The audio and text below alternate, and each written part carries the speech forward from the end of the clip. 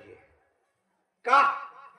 आम्ही एवढे जन्म भजन करत आलो ना, आता इथे आल्यावर 21 झालो, अजिबात पलटणार नाही, जीव गेला तरी. मजवरी घाली घाल मी नसंडी चरण माझे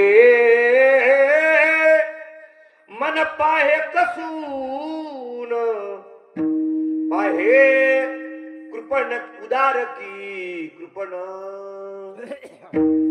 काय देह घालू करवती खरमरी टाकूया भितरी आगी माझी काय सांडू अन्न काय शेऊ वन